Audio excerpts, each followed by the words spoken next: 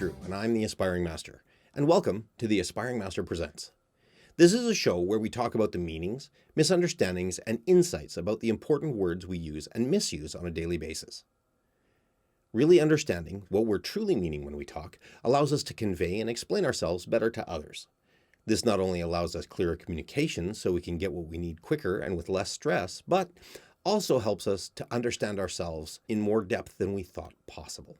Today on our show, we have two special guests, Therese Wilson and Talia Wilson, my wife, who, like myself, are practitioners, instructors, and advocates for personal growth and cooperative awareness. Together, our experience amounts to well over 60 years of personal growth study and experience, and we wish to share with you some of the insights and understandings that we've discovered along the way that we think can help make all our lives easier and less stressful through a better understanding of what we may be unconsciously saying. Today on our show, this is part 2 of marriage. So let's go. Okay, so I want to get into glossing over that, but what I would like to get into is Actually being in a marriage?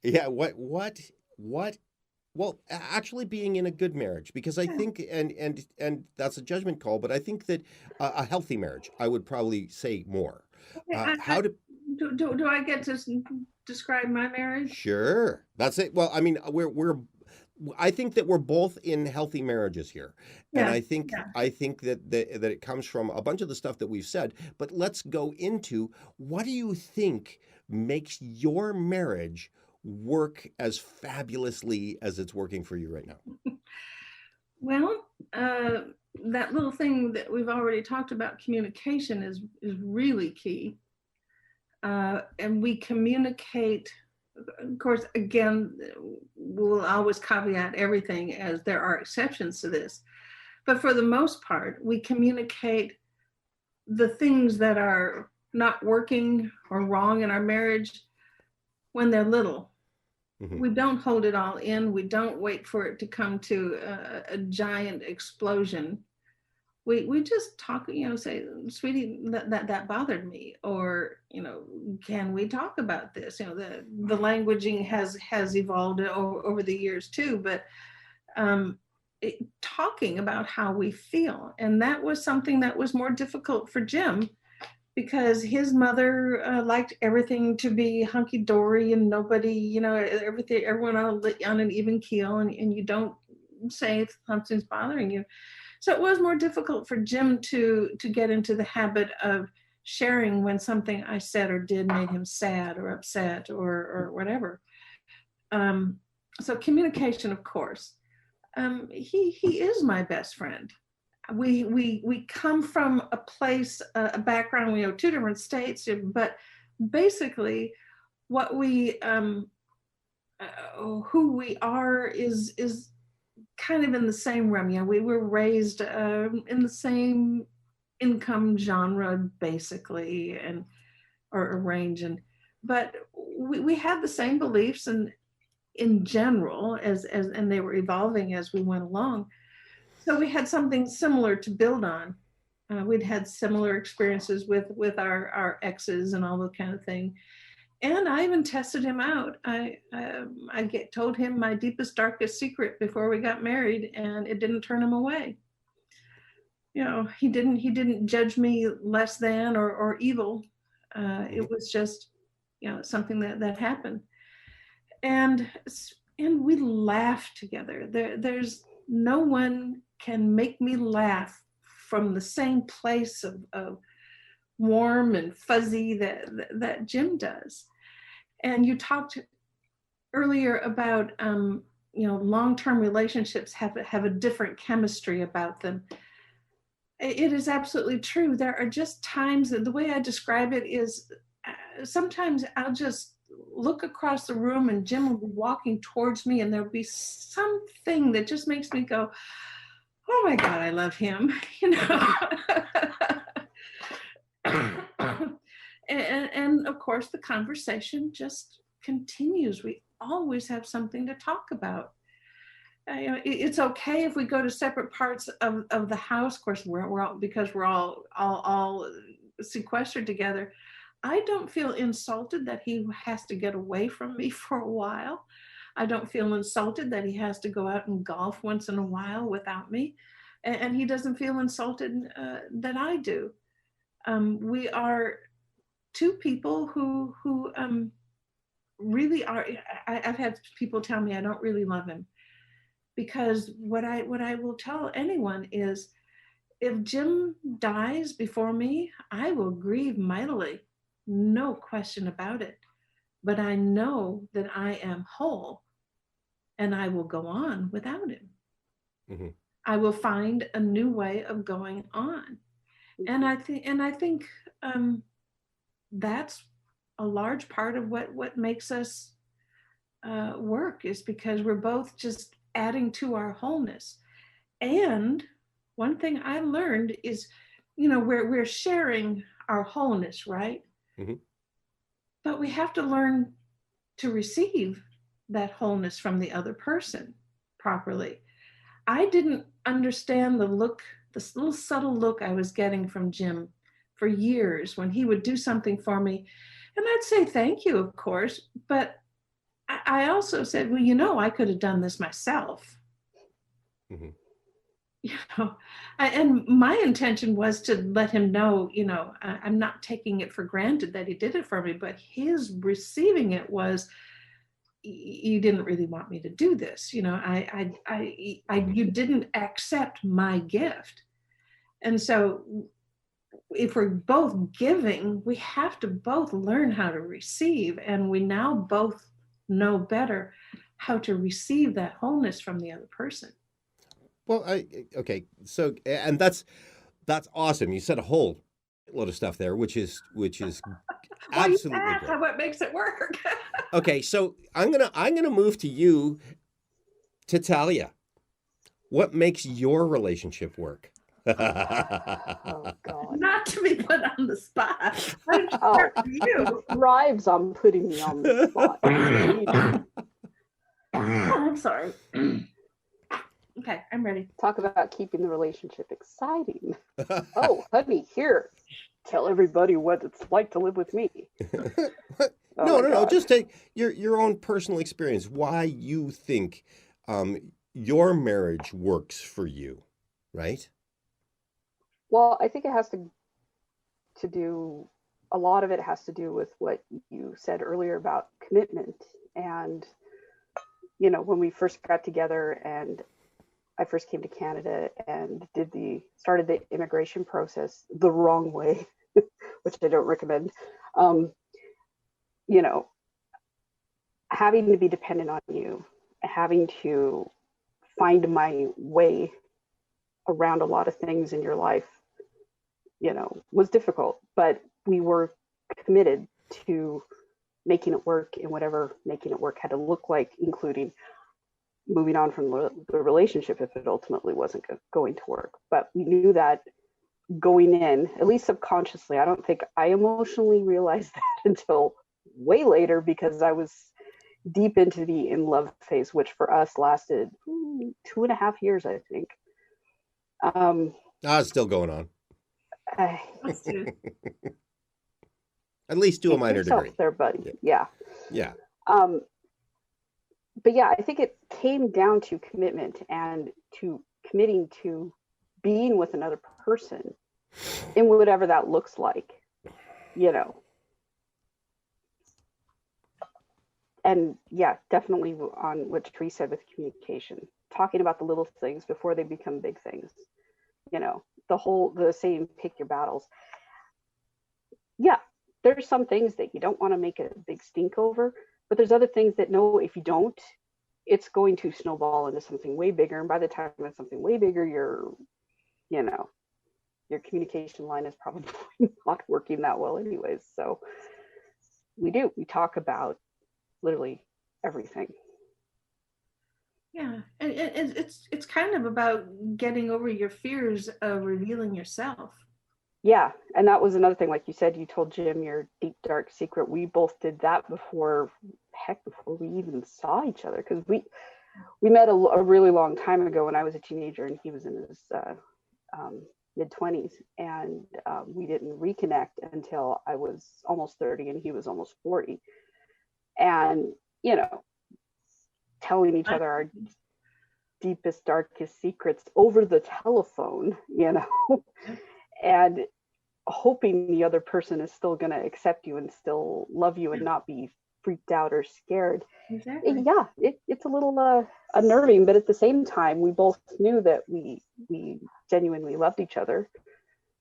So we figured, well, if we could get through that, we could get through anything. Yeah, doing that just verified that safe space that I was talking about earlier. Yeah, for me. Yeah. Well, and okay, so I want to, from my perspective, I think that I remember telling mom, my mom, that I said, "Oh, I think I finally found somebody in my life that I can tell everything to."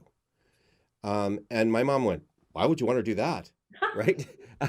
which is really an honest and typical response to that, right? Like, yeah, typical for that generation in particular. Yeah. Well, and because everybody wants to keep secrets, or because everybody thinks that they're not going to be acceptable.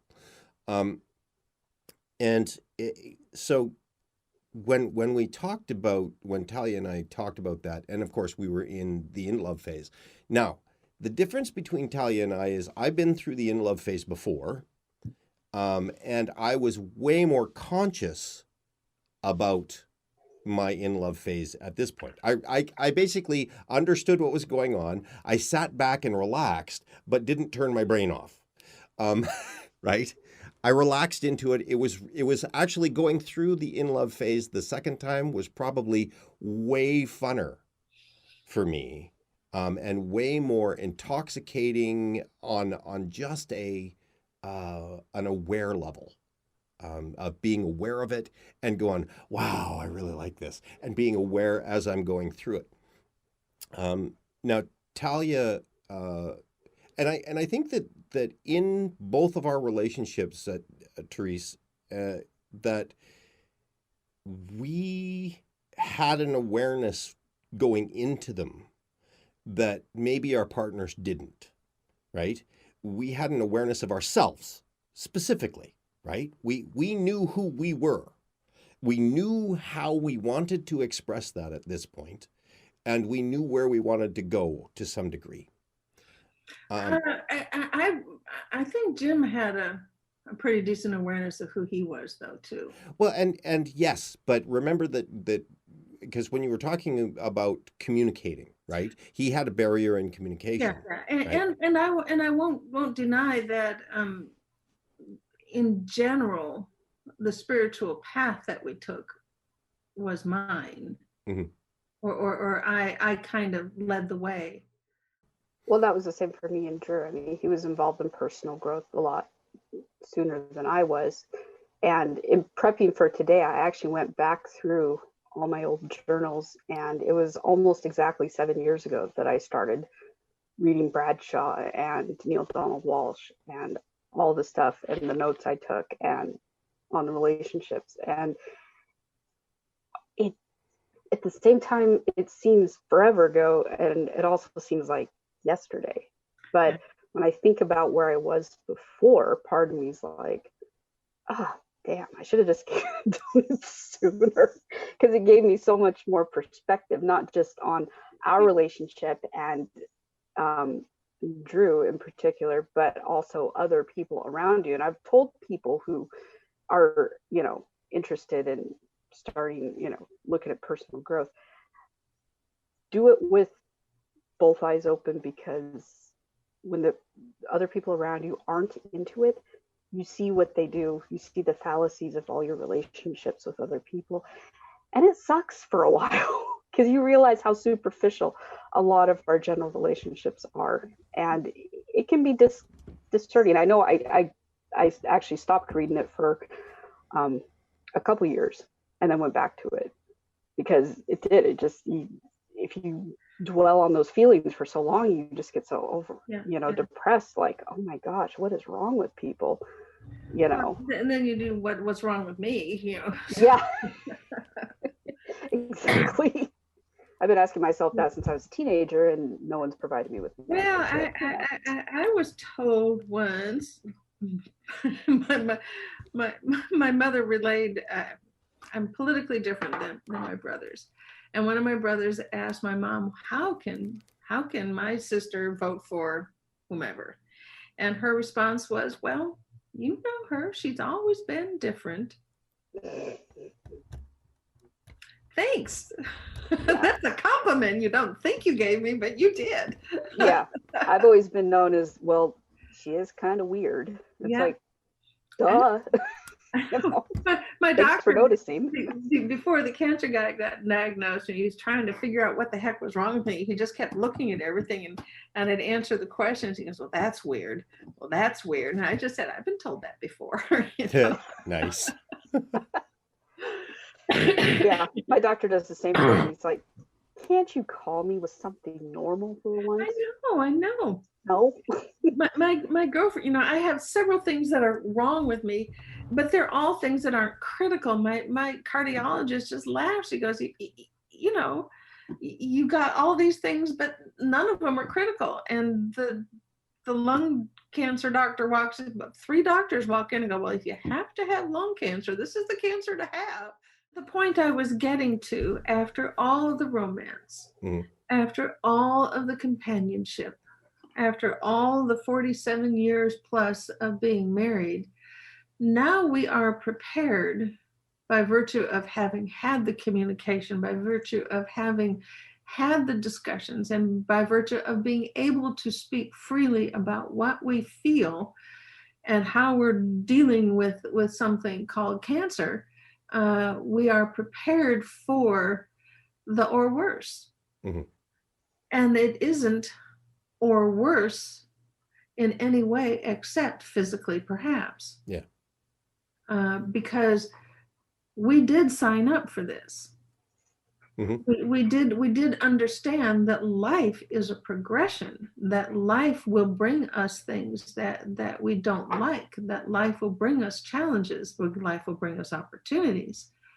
And so all of those things that I was describing brought us in getting through the troubled times. There were certainly times that were more difficult than others, put it that way. We never once thought about divorce, but all of those times, all of those difficulties, all of the preparation brought us to now in a way that I have no question will see us through to whatever the inevitable end is. Well, one of the things that I talk about when I'm talking to people about marriage is one of the things that happens in my marriage, and I am absolutely certain that it happens in yours, is that I like my wife and my wife likes me. And this is way, way more important than just loving. Right? Well, I agree. I think friendship and love, people who say that, I'm married to my best friend, I get it. Because we will treat I see people treating their best friend way better than they treat their wife or their husband. They will communicate in a way with that best friend way more than they will with their spouse.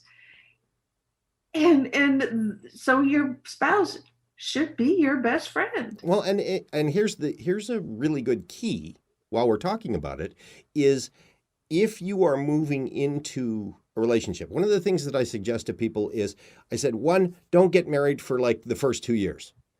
Make the commitment, live together, say, we've got a 2-year trial period or whatever, right, that you want to do with this before you get married and before you start to have kids, really start to explore the relationship.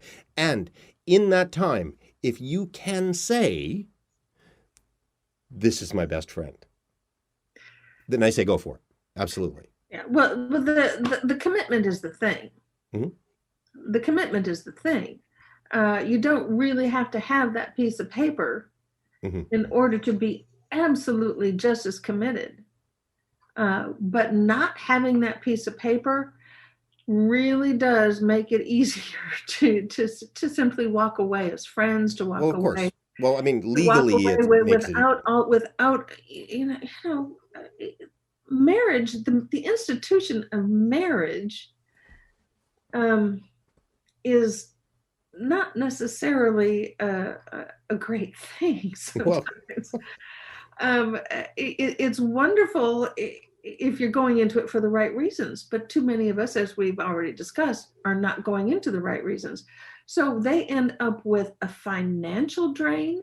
They end up with an emotional drain. They end up with children and other responsibilities that they have no clue what to do with in a divorce situation. And so the damage radiates out from that. What is quite often the case in Denmark when I lived there is people live together. They live together for a very long time. And then if they want children, because of the inheritance things and the legal things that protect the children, they'll get married. mm-hmm. But the commitment is every bit as strong without that piece of paper. Well, And I think in some instances that I like your of course it's very not Catholic, but I like your 2 years at least trial period, because you're right, get past the chemistry, get to really know that person before you say, I am willing to see you get old and wrinkly and not the same physical person, but I'm looking forward to who you're going to become when we're together. Mm-hmm. Well, and I think that you're definitely right. The commitment is the important thing. You don't necessarily have to have a piece of paper. I know that depending on which state you live in, the rules on common law marriage, if you've been together for a number of years, the relationship is viewed very similar as a marriage, and you have a lot of the same rights. You now do, but it's still no, and that's been a progression in marriage as well. Yes, yes. So the whole having to get married because you're in a committed relationship really isn't a reason to necessarily get married anymore. I mean, I'll be the first one to admit that, marriage is overrated. Absolutely. And did I get married because I'm in love? No, I got married for immigration purposes. Really. Because that was part of what we were going to through the in love phase with immigration, is having to prove that your relationship is valid. But you also had that. You also so it was just the icing on the cake, really. Right. Well, and you also got married too, because remember that your grandparents and your parents, coming from a religious background, had an expectation of that too, right? Yeah, they didn't approve with me cohabitating with a married man, and then having to remind them that Canadian law, you have to be legally separated for a year before you can even file for divorce. So yeah. That's a couple states in the United States too. Yeah. Well, I get it. I would never. In fact, I'm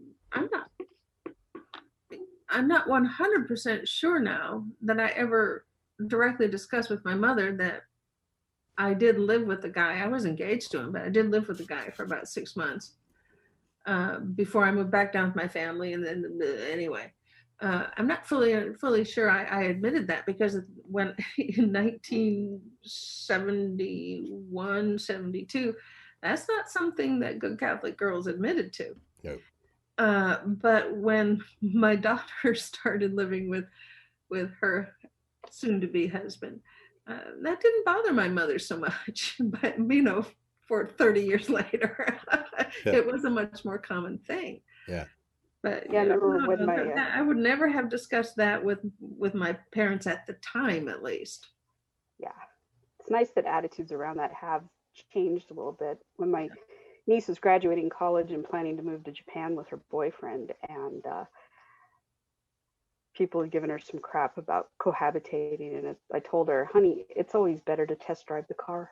Yeah, really. It is. Thank you for saying that, Auntie. But it's like, do your own thing, live your own life. If that means cohabitating, go for it. At least you'll know what come out of it, knowing what you want versus getting stuck in something you don't want. Yeah, I'm in complete agreement, but you'll get the oldsters saying, why buy the cow if you've already gotten the milk?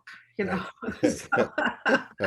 of course, that's all patriarchy as well. Yeah. Yes. Because it's okay for the man to dip his wand, but being the dippy isn't okay yet.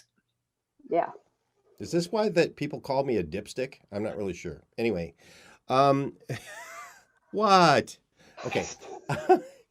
I so one I of the make things. no apologies for him. He was like that when I got him. Absolutely. And still you married him. Yeah. Yeah, yeah.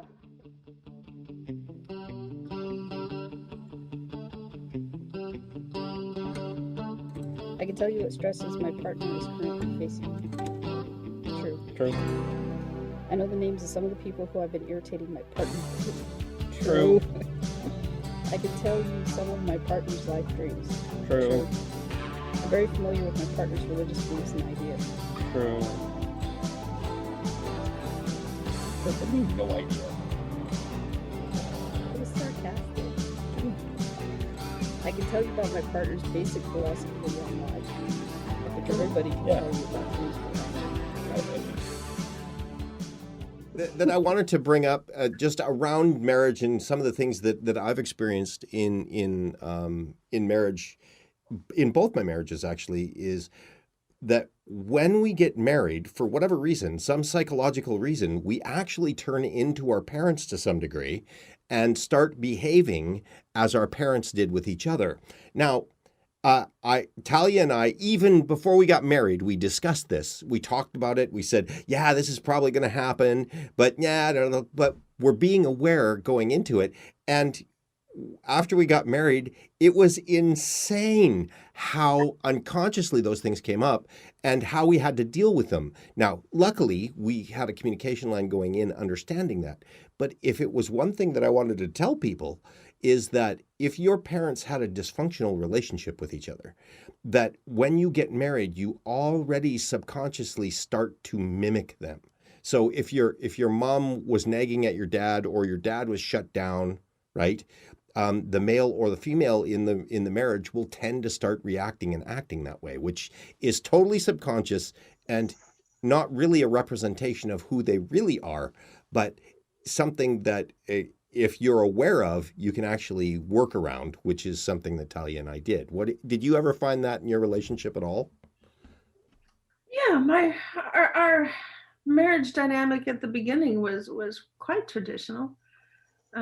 We did decide together that I would stay home and take care of the kids, if we could financially swing it, and we always could, but it was always, up to the financial situation.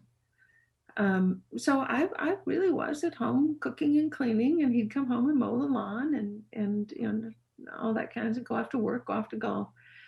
But it was an agreement. It wasn't something that we did because we thought that's just the model. It was an agreement. That's what we would do. But did you ever subconsciously, and I mean, I know how conscious you are, and I know that having the relationship that you do with your husband, you have been able to communicate and work through a bunch of stuff.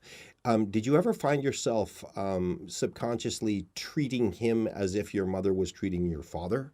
Those behaviors that you learned while you were growing up, that might be detrimental to a marriage, that you start exhibiting, and then he goes, whoa, wait a minute, and you guys were able to discuss and move past? I found that with my relationship with Talia, we knowingly went into the relationship and into the marriage knowing that some of that stuff would come up. And so we had a foundation to be able to, and an agreement to be able to talk about those things and work through them, right? Not really? I'm not going to say no, because it was a long time ago. But my parents, around the children, generally presented a united front. Mm-hmm. If they argued, I'm in the thin wall next to their bedroom, and I could tell that they were arguing sometimes, and I could tell sometimes they were arguing about me, especially when I grew into a teenager. But no, my mother was very, very supportive of my father. I know that my father, I got to learn more in adulthood. My father had more damage than I was fully aware of, by virtue, my father was literally the whipping boy. If he came home and his brother, the favored brother, had done something, my grandmother sent my father out to the shed, and my grandfather would whip him instead of the His brother, right? So I knew that there was more damage there, and I saw the anger, but I also saw that they were two people who did communicate, and in ways that I might not fully understand, even still. Well, I think that But then on some levels, you're really one of the lucky ones. I think that your parents modeled some really good behaviors to you. yeah. And I think that having had that in your life, they did manifest. I think that those behaviors did manifest, but because they were such good behaviors, they supported your relationship as opposed to tried to tear it down, right? Yeah.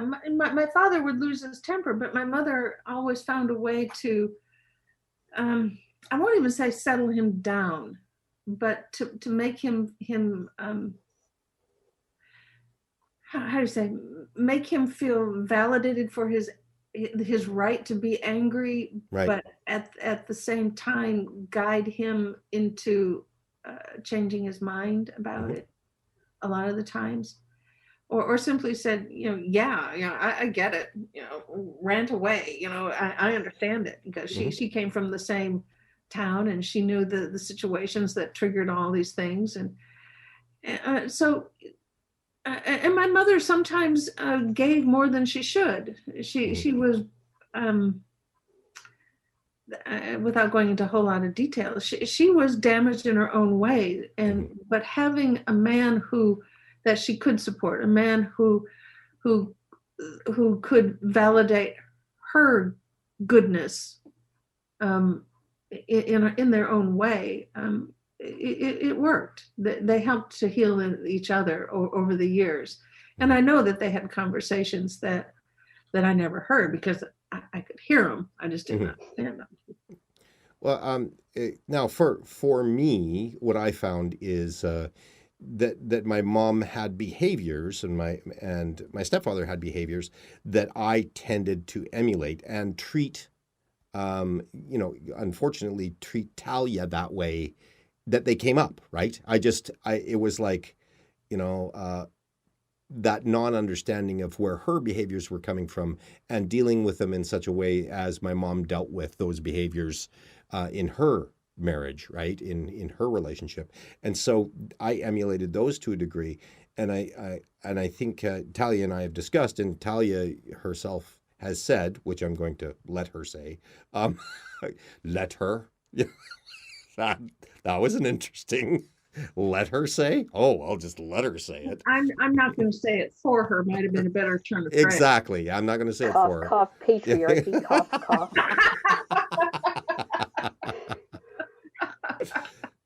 But she certainly professed to me that she had behaviors come up that she didn't think would come up, right?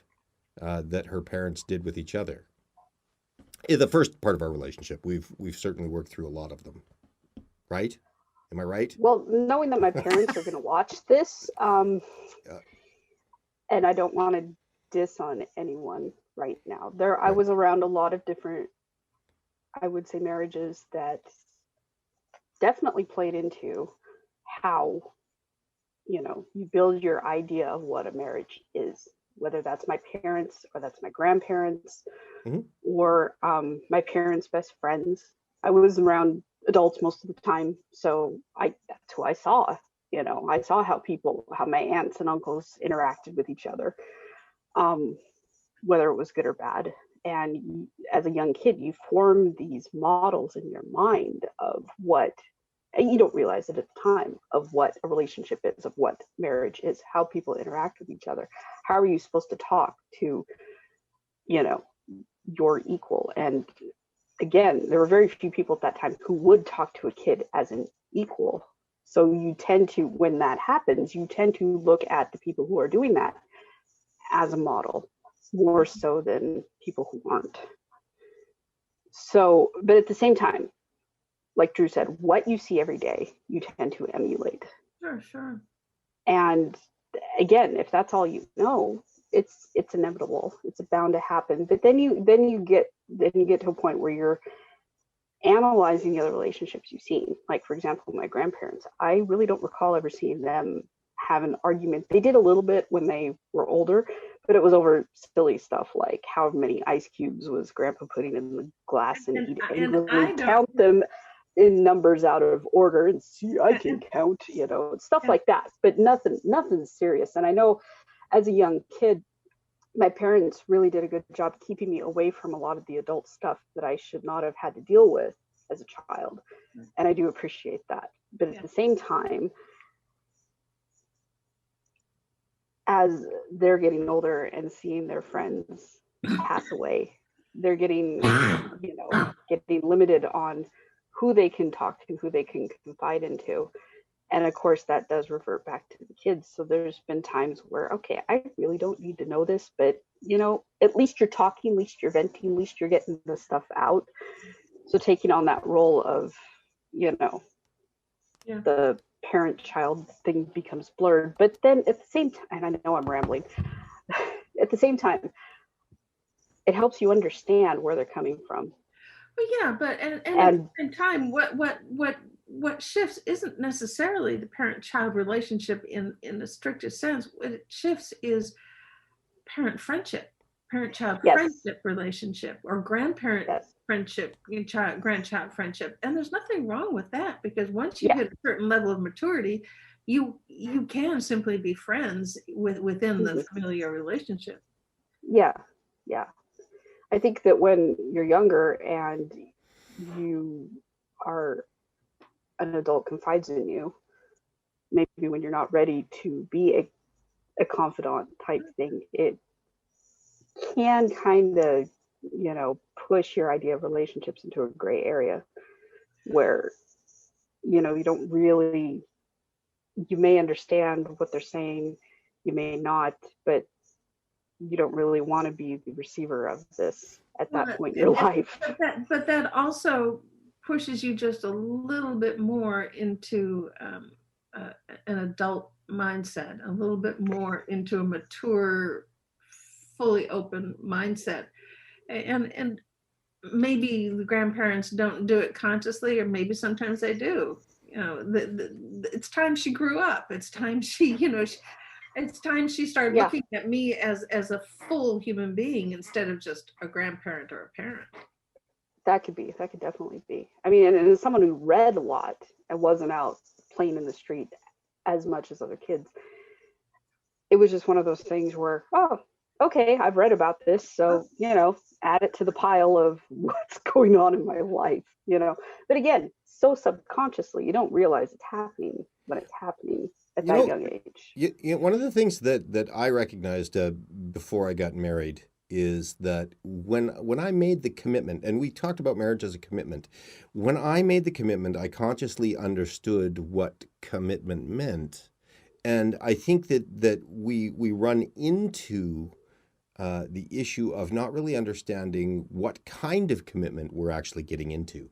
So when we say I'm committed to this person, that means that I'm committed to their family, all of their friends, all of the emotional baggage, all of the emotional, whether it's the emotional abuse that happened to them, could be physical abuse that happened to them, all of the stuff that went on that created the human being that they are right now.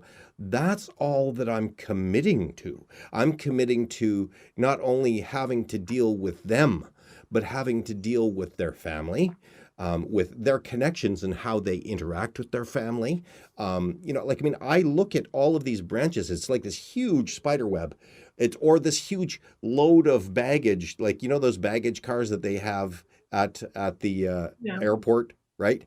It's like this string of them along there. Now, I understood that when I went into this, right? I mean, and so that commitment was to be able to find, to be myself and be accepting and loving about all of that. That was my task, right? And so going into this, I just went, says, oh, you know, like, I mean, if Talia and I were talking, she was talking about her mom and her dad. There was a ton of misunderstandings that happened at the start of our relationship with our communication line because she was so used to communicating with her parents that those communications didn't work with me because I wasn't that person, right? And there was a lot of times where she took offense by stuff that I was saying because it came differently from her parents and her peers, right? They said this in that way, and that meant this, whereas I said this in this way, and I mean this, right? Had nothing to do with, and translation is a big thing. Well, and having to go off and calm down before I respond to you Yeah. was a big issue right at first, because when we were first together, it would take a day or two for me to get to where I'm not coming from emotion, because emotions are not rational. You cannot be rational, you cannot be logical if you're coming from an emotional place. So I knew that, and I didn't want to get into a big row and say something that I would regret saying. So it was like, no, leave me alone. I got to sort this out in my head. Well, it would take a day or two, and he'd just be sitting there looking at us. Are you done yet? Are you done yet? Poke, poke, poke. Yeah. And but that is one of the healthiest things you did. yeah. Mm-hmm. And now, if it happens maybe an hour tops or half a day, or Now usually now it's it's like like minutes 10 now. minutes. It's Like one of us will walk up to the other and go, this is pretty stupid, isn't it? Or In fact, I just gave that advice to my granddaughter. is to, yeah. You don't have to have the argument now. right. Say, I need, and if you want to say 45 minutes, and then at the end of 45 minutes, you know, you're still not ready, you say, I still need more time. It doesn't mean I don't love you. It doesn't mean I don't want to discuss this, but I am not ready to not say things I shouldn't say right now. Yeah. So, yeah. So when, Well, and then another thing was, I actually read in Reader's Digest, I can't remember exactly who actually said this, but was resolving conflicts was if you guys are at a, neither of you are willing to get up your standpoint, or you don't want to concede your point to the other person, not all battles have to be resolved. You can end the argument, walk away, and still feel like you have autonomy over your point of view. Yeah. Now, granted, that doesn't go for every conflict that comes up in a marriage, but if you guys are, I know we've gone through this where he's talked out his side, I've talked out my side, and neither of us can agree on, come to a middle ground. And it's like, we just agree, okay, I don't agree with you, you don't agree with me, but let's just agree that this can't be resolved, at least, Yeah, at the moment. I get that, but yeah. that takes you to when you both go. That means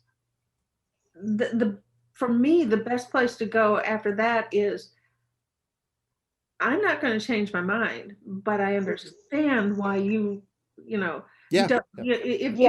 you're not telling the other person they're wrong, right? And you don't have to agree to not tell someone that they're wrong. Just say, I understand why you feel that way. I disagree, but I understand. And that's where in that, then you're healthy. Yeah, because that was part of it too. I don't want to tell you you're wrong. You don't want to tell me I'm wrong. Right. We believe in our own ways that we are right, wherever we're coming from. But to acknowledge that the other person has their point of view, has a valid point of view. Yeah. Their opinion it may be different. It doesn't make it less valid. Right. And when you walk away in that frame of mind, then quite often later down the road, you do find that middle ground, or Yeah, at yeah. least you know you're moving forward with respect for the other person. Yeah, but to absolutely have to have an endpoint when you're having the disagreement is not required, because I sometimes like that. Yeah. walking away and looking at things could be months, could be days, could be weeks later, and realize, oh, okay, what about this? I mean, but just to get the conflict itself to stop, Right. the opinions essentially may not even matter, but to get the conflict to end so you guys can live in peace or whatever. That does bring me to something I did bring over into the marriage, and it was not from my mother, it was from my father. And that was, we've talked about this. It's just something I know about myself. I'm intelligent. I'm fairly widely read. I'm fairly widely traveled. So I know a little about a lot. And so I'm quite often right. But I brought into the marriage from my father the need to be right. Right. There's a difference of being correct and needing to be right. And not admitting, not having the ability to admit when I was wrong. That, and from my father, I discovered later on through my mother, another compliment that she didn't mean to give. She said, "You are so much like your father. You need so much from me," meaning I want, I crave the emotional response. I want to know the truth. I want you to talk to me. I don't want you to not try and hurt my feelings. Just tell me what needs to be said. Let's move forward let's just get to the nitty gritty now. There's a couple of things that you guys just were talking about and just brought up that I think need to be talked about around marriage. Trust and respect being two huge words in any relationship, I think, but especially in a marriage.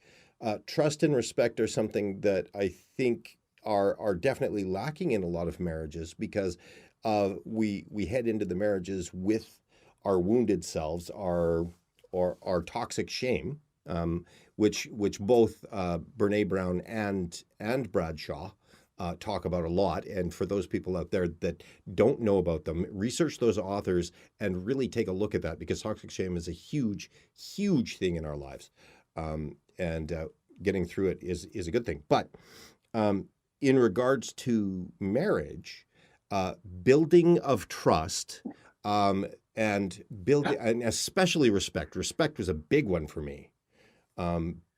Was huge in my relationship, and especially in my first relationship, I did not have the respect, and nor did I have the trust. And I want to clarify, not because I wasn't trustworthy, but because I accidentally stepped on or poked the places in my partner that were so incredibly sore that I didn't even realize I was poking, right? I didn't realize I was not forming trust, because my former partner's language and my language, emotional languages, were so completely different, and our wounds were so on the surface with each other that it's sort of like, when you're a child, or even now in my life, it happens, of where I try and give a gift, but the person that's receiving the gift doesn't recognize that it's a need gift, a gift that I need you to want and like and cherish, because I'm giving you sort of like a piece of my soul. And so when you go, "Oh, thanks," instead of, "Oh, thank you, that was so great," it hurts me, and it says, "Well, I'm never going to give you a gift again." That childish reaction. That's what happens when in a relationship with two people that have a lack of understanding how to communicate what their languages are. One person puts this out there and the other person doesn't realize that it's a wound that they're dealing with, and so they just deal with it as if it was like just normal or didn't matter. the other person closes down and trust gets eroded. And we don't even realize that we're doing it until the trust kind of goes off and the respect kind of goes off, because respect and trust are kind of a handshake. And I think that those are important things to know about relationships, that we need to build those things, and trying to figure that out means that we have to, in communicating, try and figure out what their languages are, what they really mean. Yeah. It kind of brought me a little bit to Jim's mother and my mother, actually. Their way of feeling validated and showing love was to give money, $100 bill here, $100 bill there, money. Money was love. And I kind of get it from people who grew up poor, and sharing money was my mom was dirt poor, 10 kids in a small place, and all that goes along with it. But that kind of came over to Jim, and he liked to buy me gifts. And I keep saying, sweetie, you really don't have to. You really don't have to. Christmas, what do I buy you, sweetie? I really, really mean it. You don't have to. And it took until 6 or 7 years ago for him to trust that I meant it. Mm-hmm. That there wasn't going to be a repercussion if there was nothing under the tree for me, that there wasn't going to be any repercussion if I didn't get a fancy birthday present, So money enters into a lot of relationships in many insidious little ways. And it all has to do with trust, that our love is enough. Mm-hmm. Another thing that I wanted to bring up too around relationship, and Talia and I were talking about this yesterday, was the difference between childlikeness in a relationship and childishness in a relationship. And I find that a lot of, and part of it is we're all fairly immature. We're still stuck in our eternal 6-year-old of, I want what I want and I'd better get it, or I'll throw a tantrum or whatever that is. But that's childishness. So if you're being childish in a marriage, you would say, well, you're not giving me good enough, whatever, fill in the blank there. And it's like you're supposed to. And that's that contractual relationship that we were talking about earlier, the trading. Yeah, the trading. And but the difference between, and there's been a lot of research on this. There's a lot of research on understanding play and how it influences us, and it opens us up and allows us to be genuine. There's a whole bunch of research on it. There's a guy, and I can't even remember the author's name, that actually studies play. And one of the biggest things that I think Brene Brown was talking about around it was, she recognized at a certain point in her research, because she became a shame researcher, and the vulnerability research.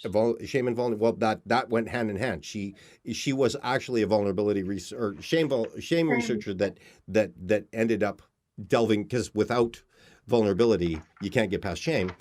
But anyway, she was talking about. She said, I remember the story that she had, and I can't even remember which book it was, but she was talking to her husband, I think, about just all these people that have really good lives, or really less stressed lives, or open-hearted, because she was looking for open-heartedness, and what that was they're lazy, right?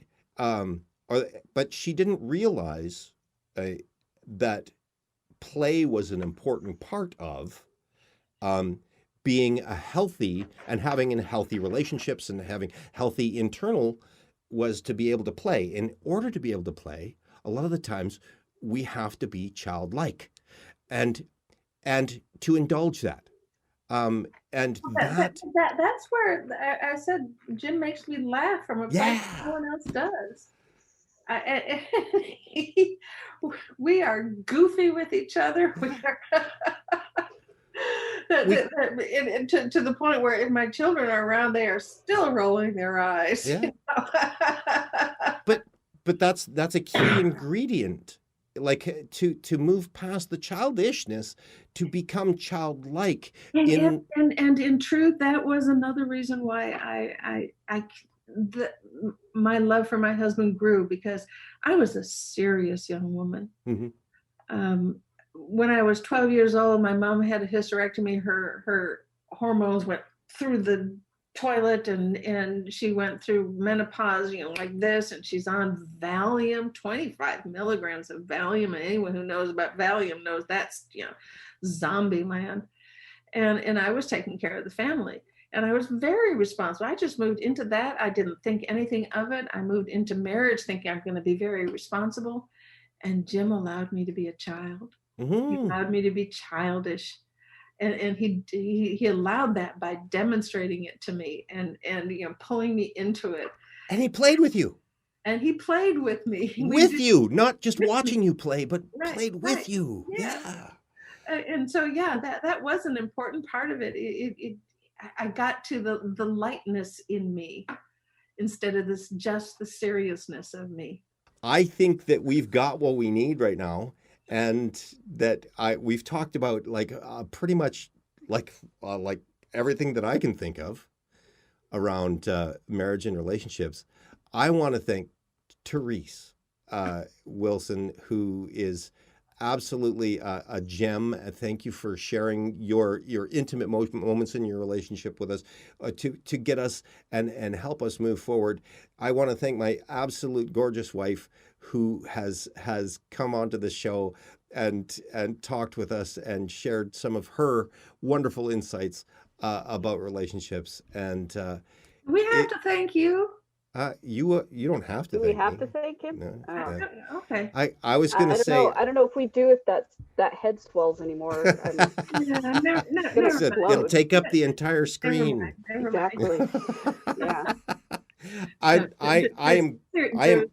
Drew, seriously, thank you for allowing me to be able to share the things that I think really are important, that young people in particular need to hear. Oh, I concur. I have to say that you guys that we're all grateful for the opportunity, right? To be here with each other is fantastic. That we're able to be on a creative platform that allows it to at least go to people in Victoria, but gives us a chance to put it on the web to get people to look at it as well. I don't know. It's just this has always been a lifelong ambition for me, to be able to share insights and knowledge, and to also learn, right? Because you teach me as well as Talia teaches me while we're talking. I learn new things. So I am totally grateful, and this is just awesome. Thank you, guys. Thank you. Okay. I love you guys. We'll get back together again and talk about some more cool stuff here on the Aspiring Master Presents. See you later.